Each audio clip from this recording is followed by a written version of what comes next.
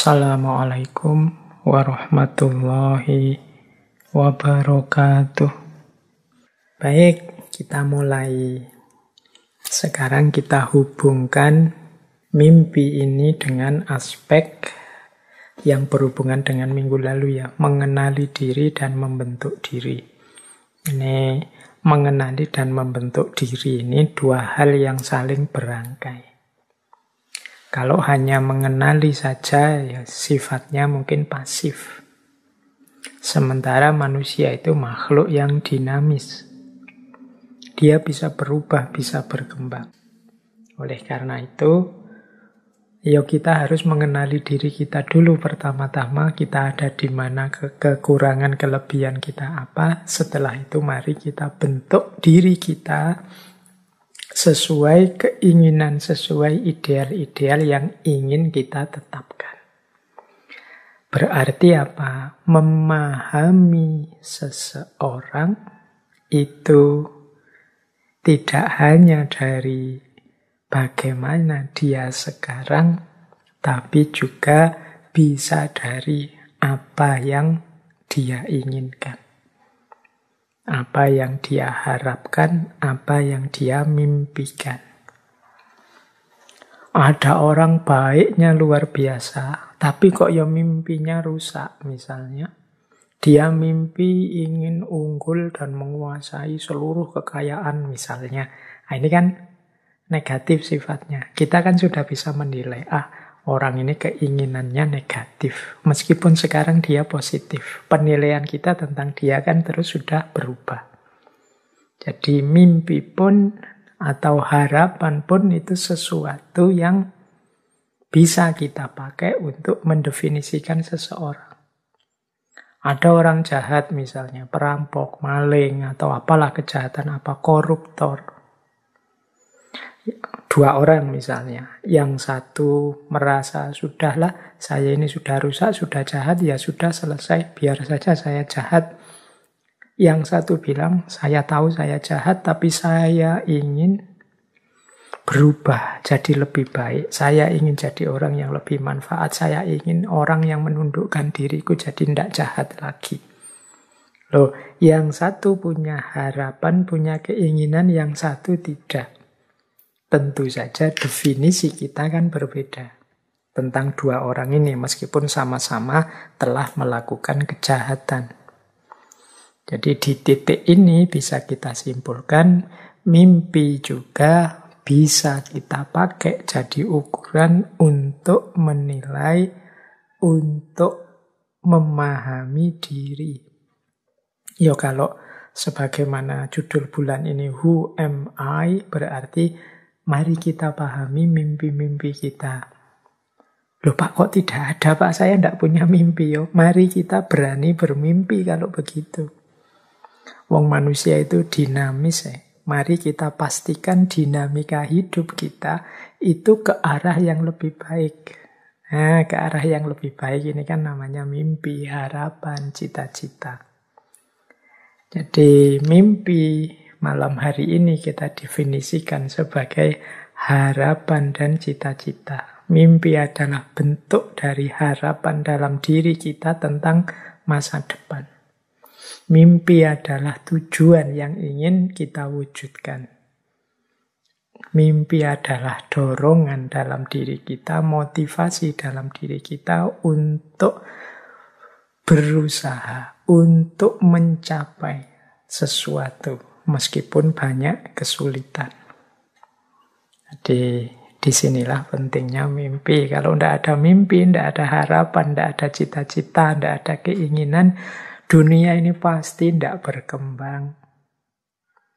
Dunia ini jadi sedahsyat ini hari ini itu pasti lahir dari mimpi demi mimpi yang terwujud.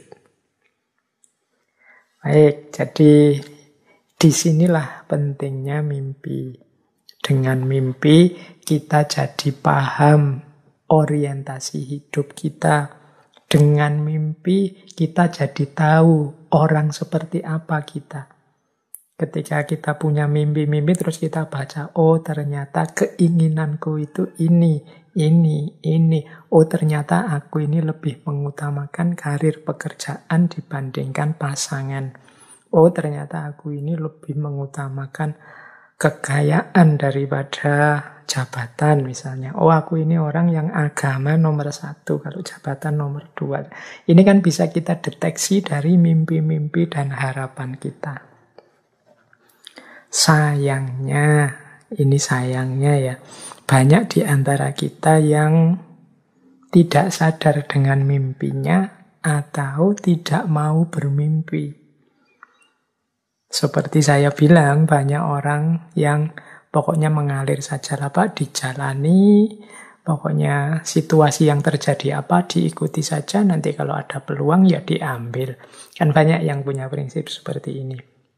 Padahal kalau kita punya cita-cita, kalau kita punya mimpi, ini kan alamat kita akan serius berjuang, berusaha mewujudkan mimpi itu. Kita tidak akan mau mengalir saja. Kita ingin hidup ini versi yang kita inginkan. Jadi penting bagi kita untuk sadar apa keinginan kita, kemudian mau berjuang mewujudkannya. Itulah namanya mimpi. Ya mungkin memang kadang-kadang karena dorongan situasi tertentu, kita ini tidak berani bermimpi. Sebenarnya kalau kuliah jurusan saya ini Pak, bisa sih Pak, di antara profesi yang ditawarkan untuk jadi dosen misalnya, untuk jadi diplomat, duta besar misalnya, itu kalau di rumusan kurikulumnya begitu Pak. Tapi kok saya tidak berani Pak matok jadi duta besar, matok jadi dosen misalnya. Wong saya itu orangnya begini. Itu kan menunjukkan kita tidak berani, bermimpi saja tidak berani. Mungkin karena situasi hari ini yang membuat kita pesimis. Tapi apapun situasinya, harusnya tetaplah kita berani matok mimpi. Atau kalau tidak mau pakai istilah mimpi, cita-cita wis. Kita kan sering didorong, didesak, yuk punya cita-cita. Kalau orang itu tidak punya cita-cita, tidak punya keinginan, dia tidak tahu mengarahkan layar kemudinya kemana. Dia tidak tahu orientasinya hidup itu dijalankan kemana. Yuk ibarat mobil, kalau teman-teman tidak punya tujuan ini kan cita-cita tadi, harapan tadi, mimpi tadi. Kita kan terus tidak jadi jalan. Kalau jalannya asal saja, ya kita tiwas kehabisan bensin, tapi tidak meraih apa-apa. Tidak sukses apa-apa, tidak keberhasil apa-apa. Meskipun mungkin merasakan sesuatu atau menikmati sesuatu. Jadi, ini pentingnya mimpi. Nah, di slide ini saya ranking. Jadi itu kalau pakai bahasa Inggris, mimpi itu yang kalau dalam bahasa Inggris istilahnya dream. Itu berbeda dengan wish, berbeda dengan hope, berbeda dengan expect. Ini level ya. Ini maksudnya level mudahnya adalah level kerealistisannya. Jadi ada dream, ada wish, ada hope, ada expect. Kalau mimpi, ini sifatnya kerealistisannya paling kecil karena biasanya formatnya paling besar. Itu mimpi, isinya paling besar. Seperti anak kecil misalnya, saya ingin jadi presiden misalnya. Itu kan sisi realitisnya kecil, karena format mimpinya besar. Tapi bukan berarti mustahil.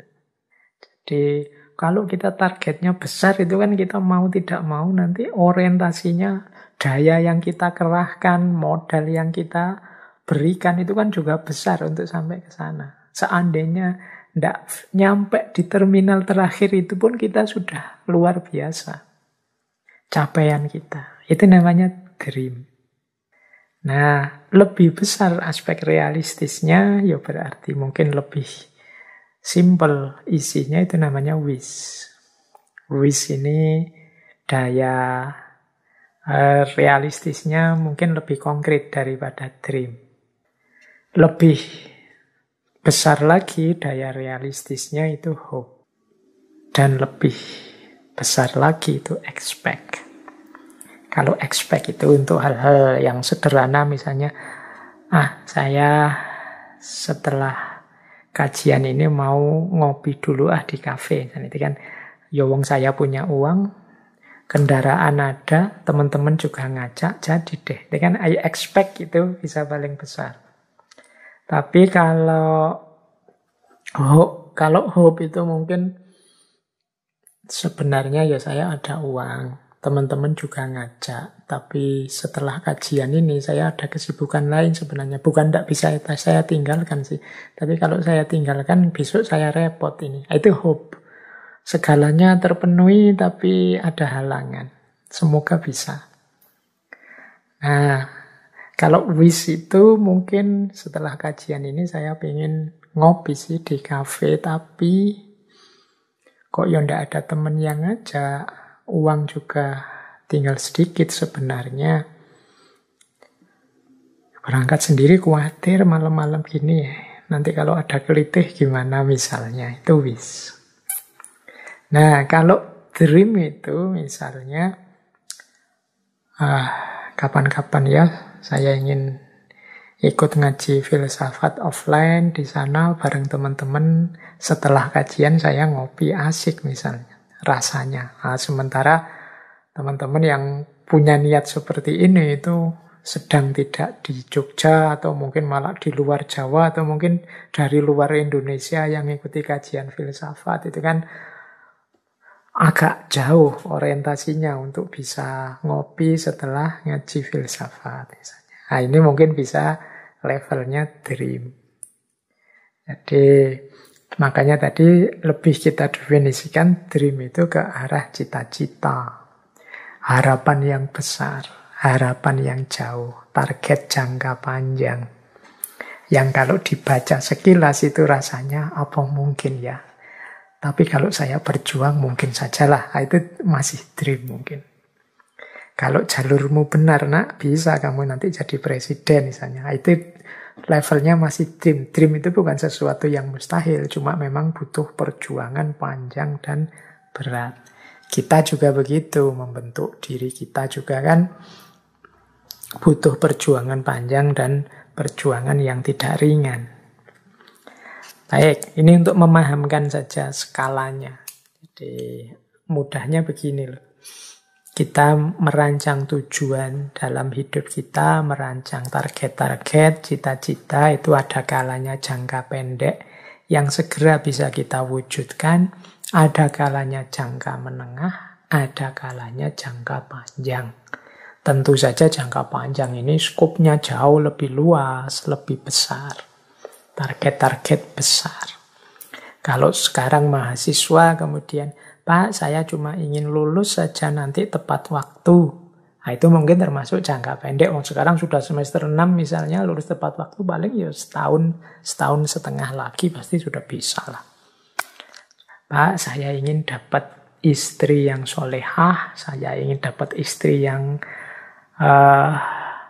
bisa diajak kerja keras bareng-bareng misalnya. Ini mungkin semacam jangka menengah.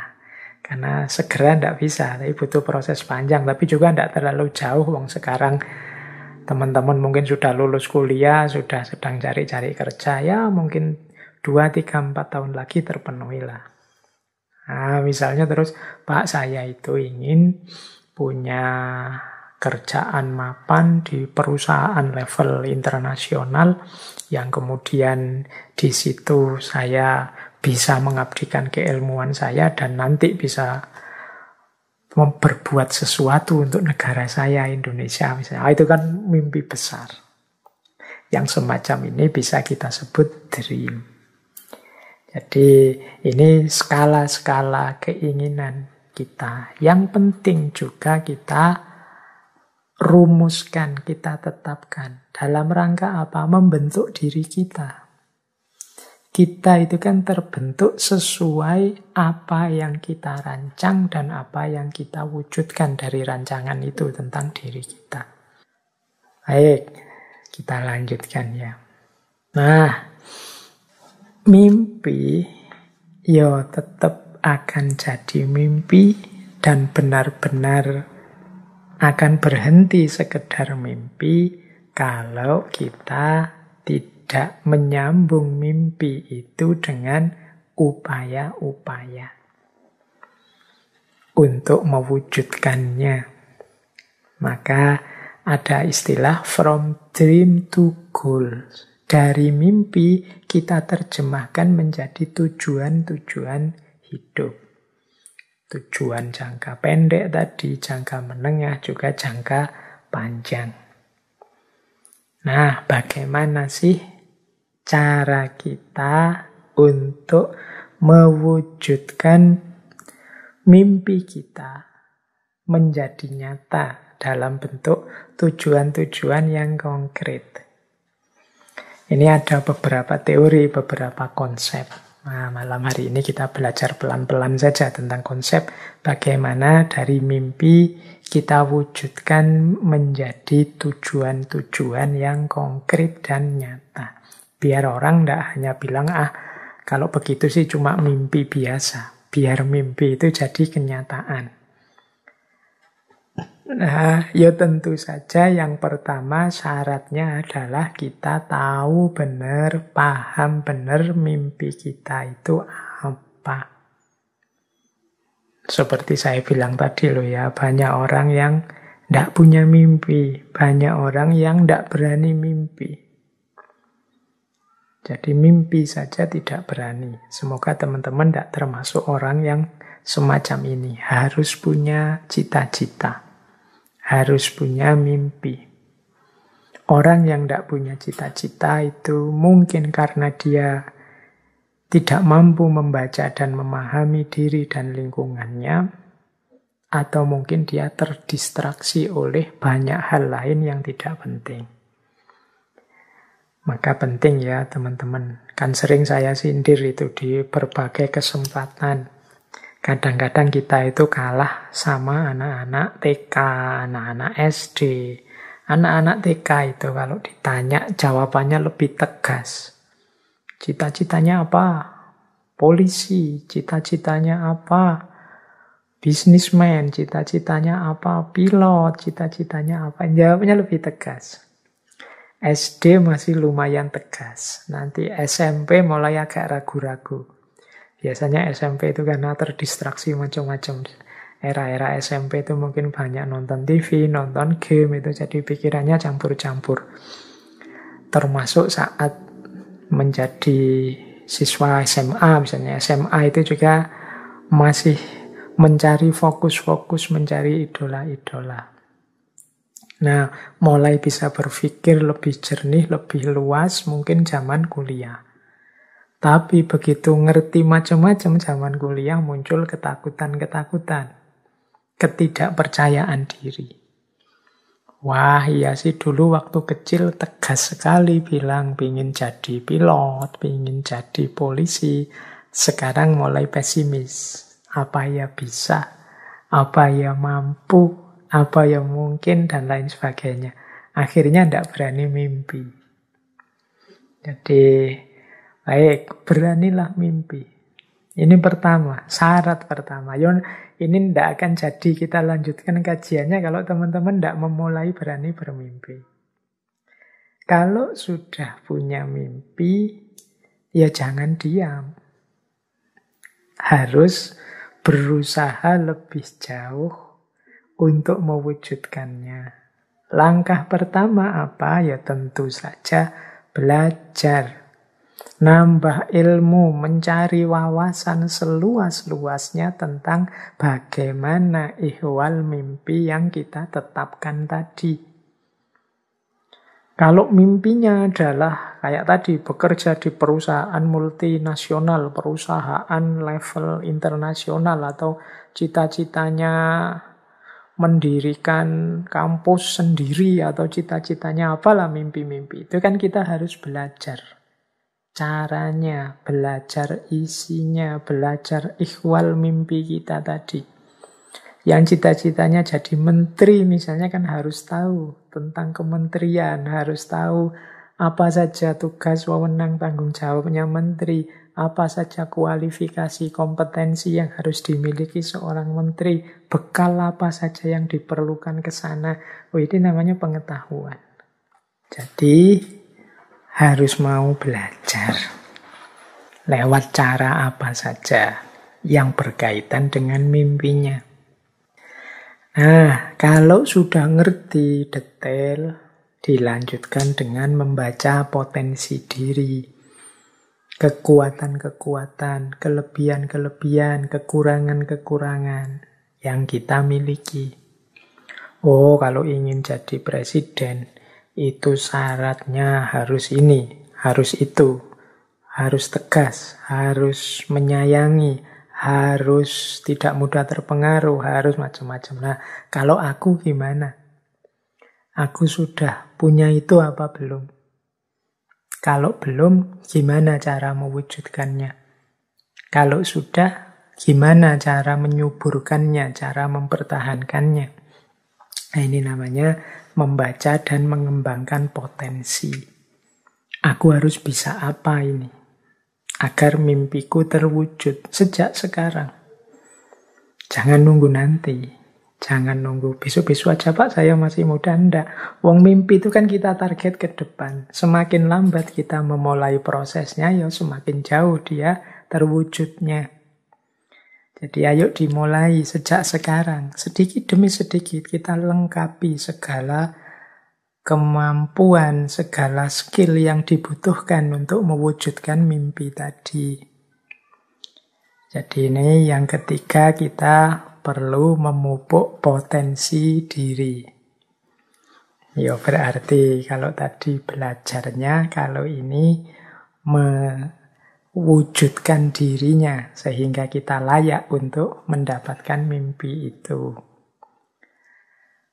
Yang ketiga adalah relasi. Nah, relasi ini perlu juga mulai dibangun. Loh, untuk aku punya kompetensi itu, untuk aku bisa sampai ke sana, aku membutuhkan apa? Membutuhkan siapa saja? Butuh teman yang seperti apa? Butuh guru yang seperti apa? Butuh kolega yang seperti apa? Butuh mitra kerja yang seperti apa? Yang memudahkanku meraih mimpi-mimpiku. Ini namanya relasi.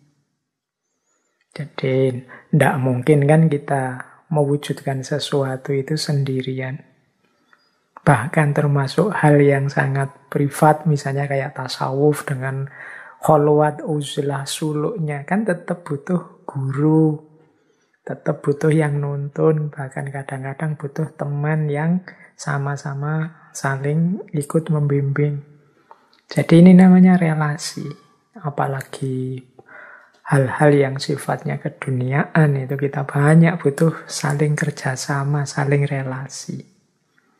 Penting. Jadi mungkin targetnya 20 tahun, 10 tahun lagi, ya kita mulai menjalin relasi sekarang.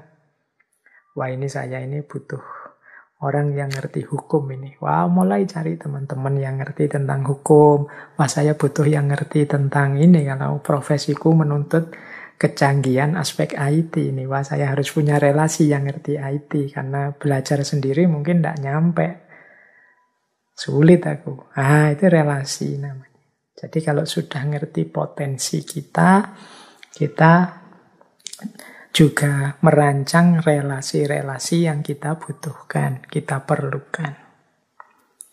Kemudian destinasi. Destinasi itu tahap demi tahap yang tujuan yang harus kita lewati. Ya, destinasi itu tujuannya. Oh, untuk bisa aku jadi nanti puncaknya presiden, itu kan pertama-tama aku harus, misalnya sekarang ya jadi anggota partai. Setelah jadi anggota partai, atau ada sih jalur yang lain, jadi orang yang sangat berprestasi sehingga dilirik partai-partai. Nah, ini tak ambil yang mana dua jalur ini sesuai potensiku misalnya. Sebelum ke sana harus jadi punya pengalaman, mungkin jadi kepala-kepala daerah dulu lah untuk anunya aja. Ini namanya target-target, destinasi-destinasi untuk cita-cita puncaknya jadi presiden misalnya. Nah, itu kita juga merancang ke sana. Harus jelas tangga demi tangga yang akan kita lewati. Nah, terus jangan berhenti juga, langkah selanjutnya melakukan evaluasi-evaluasi. Jadi evaluasi itu sudah benar enggak sih? Wong saya tadi bilang wong manusia itu dinamis. Siapa tahu di tengah jalan kita harus ganti mimpi misalnya. Wah iya ya, kalau zaman saya kecil dulu ini profesi ini menjanjikan. Tapi sekarang ternyata tidak. Malah menyulitkan. Wah, harus ganti ini. Nah, itu terus kan dievaluasi itu kan. Mungkin digeser sedikit. Semula presiden, terus mungkin cita-citanya jadi sudahlah ketua MPR juga enggak apa-apa lah. Berarti harus naik. Ini jadi evaluasi-evaluasi. Semula cita-citanya bisnismen, level internasional, kemudian wah ini sekarang agak sulit ke sini. Digeser sedikit lah. Misalnya enggak bisnismen tapi ya yang lebih sifatnya memberi saja untuk level nasional yang lebih banyak manfaatnya untuk dalam negeri misalnya. Itu kan hasil evaluasi-evaluasi. Nah, kalau sudah beres dievaluasi, dirancang ulang, boleh mimpinya ditetapkan lagi. Jadi di targetnya ditegaskan lagi. Kalau memang masih tetap itu ya tidak masalah. Setelah dievaluasi masih relevan ya oke, jalan terus seperti itu. Nah inilah gunanya siklus dari from dream to goal. Jadi bagaimana kita dari mimpi menjadi nyata. Biar ndak kayak acara TV zaman dulu ya, mimpi kali ya. Jadi ndak hanya sekedar mimpi. Tapi kita ada upaya-upaya mewujudkan mimpi itu. Kalau mimpi kita besar, ya seandainya terpenuhi 80%-nya saja, itu kan sudah luar biasa. Makanya tadi saya bilang beranilah bermimpi besar, dan kalau kita berupaya sepenuh tenaga mewujudkan mimpi itu. Baik, kita lanjutkan. Nah, lanjutannya from dreams to goals. Ini ada teori yang sering sekali dipakai oleh motivator-motivator. Ini kajian kita bulan ini kan mirip tema-tema yang diangkat para motivator itu ya. Meskipun sedikit-sedikit kita sisipkan aspek kefilsafatannya. Ini teori tentang tujuan. Jadi hidup ini kan harus jelas tujuannya.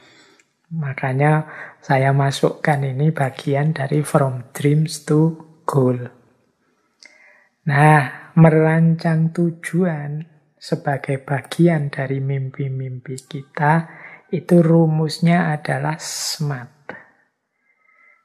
Jadi bagaimana menerjemahkan mimpi jadi tujuan hidup itu kita harus SMART. Ya smart itu kalau bahasa Inggris artinya cerdas, tapi smart ini diterjemahkan per kata. Jadi S-nya itu spesifik, M-nya measurable, E-nya achievable, R-nya realistic, dan T-nya time bound. Jadi kita harus cerdas. Yo mimpi, tapi mimpinya harus cerdas. Ketika mimpi itu kita terjemahkan jadi tujuan, target, cita-cita, ya harus smart. Smart itu yang pertama adalah spesifik. Spesifik itu ya harus jelas dan tegas.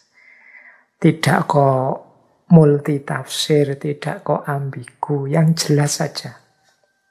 Biasanya orang yang sulit untuk tegas dan jelas itu kan yang masih ragu-ragu.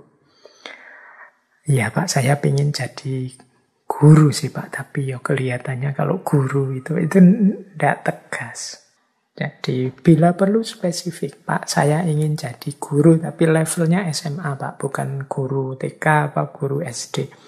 Saya ingin jadi guru Pak, tapi guru TK. Saya itu sayang sekali sama anak-anak. Itu lebih jelas. Jadi lebih spesifik. Jadi jangan target yang tidak jelas, yang kadang nanti menyulitkan kita.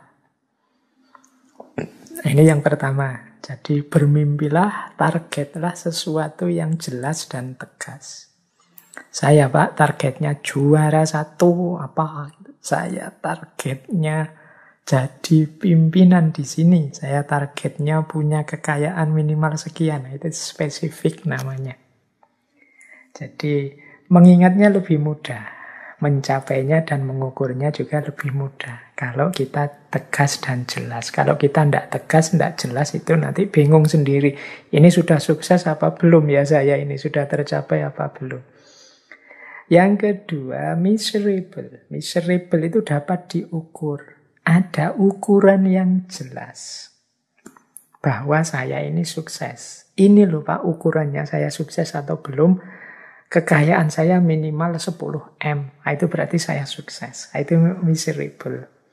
Dapat diukur. Nilai saya minimal IPK ijazah saya nanti itu 3,5 Pak. Nah ini berarti miserable. Dapat diukur. Jangan target ukuran yang sulit. Ya saya ukurannya pokoknya Pak, teman-teman saya bahagia saja, saya selesai. Wah itu sulit nanti. Teman-temanku bahagia itu kan ya ukuran kebahagiaan orang kan kita susah anunya untuk mengukurnya. Tapi bikin parameter yang mudah dipahami. Saya jadi guru TK Pak, ya ukurannya pokoknya diterima di sekolah TK di wilayah tempat saya tinggal sudah alhamdulillah Pak. Itu miserable. Atau jauh dari tempat saya sekarang asal masih di Pulau Jawa ya oke lah Pak. Itu namanya miserable. Masih bisa diukur. Jangan sesuatu yang tidak bisa diukur. Jadi misalnya kan sering kan kita misalnya cita-citanya apa? Saya ingin jadi orang yang berguna bagi nusa, bangsa, agama. Nah, itu ya, ini bukan jelek, bagus. Cuma kan ngukurnya itu sulit. Gitu lah. Jadi nanti itu kita benar-benar sudah jadi orang yang berguna bagi nusa, bangsa, agama. Itu cirinya apa? Buktinya apa?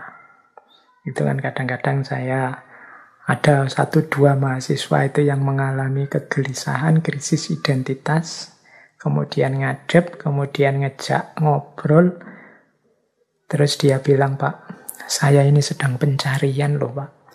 Saya sedang ingin menemukan sesuatu. Nah, itu biasanya kalau ditanya dengan model SMART ini dia kesulitan. Misalnya kalau ditanya, oke, saya bantu pencarianmu. Yang kamu cari itu apa? Nah, itu dia mulai bingung. Kebenaran kah? Kebaikan kah? Atau apa? Itu biasanya terus mulai bingung ketika tidak spesifik. Kemudian cara mencarinya seperti apa? Kemudian ukuran bahwa kamu sudah menemukan itu apa? Apa kepuasanmu saja? Ataukah sesuatu yang menggembirakanmu? Ataukah yang menggembirakan orang tuamu? Ataukah yang seperti apa ukurannya? Nah, itu aspek miserable. Yang ketiga, achievable.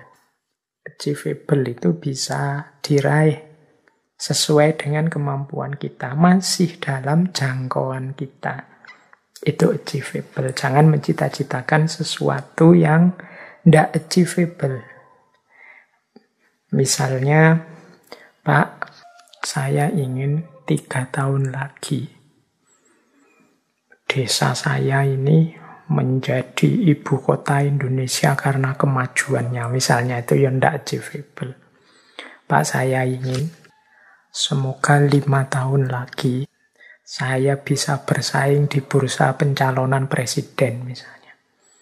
Nah sekarang kamu semester berapa? Semester 1 Pak. Yo, kelihatannya tidak achievable. Jadi achievable itu sesuai dengan kemampuan yang kita miliki, sehingga dia bisa diraih. Yang keempat, R, realistic, realistis. Ini lanjutannya achievable. Jadi nyambung dengan kenyataan. Jadi kalau achievable itu lebih banyak berhubungan dengan orangnya. Kalau ini ya bukan sesuatu yang tidak berhubungan dengan realitas. Jadi realistis. Ya realistis sajalah sesuai dengan situasi hari ini. Nah, itu namanya realistis. Saya ingin jadi Perdana Menteri di Indonesia. Ya kelihatannya ya masih belum ada Perdana Menteri. Wong sistem kita presidensial, tidak realistis. Saya ingin Indonesia ini hanya ada satu agama saja. Semua agama yang lain silakan, tidak realistis. Sejak nenek moyang kita itu sudah Bhinneka Tunggal Ika, beragam. Malah jadi kacau. Jadi smart, cerdaslah. Dan yang terakhir T itu time bound. Time bound itu punya batas waktu yang jelas.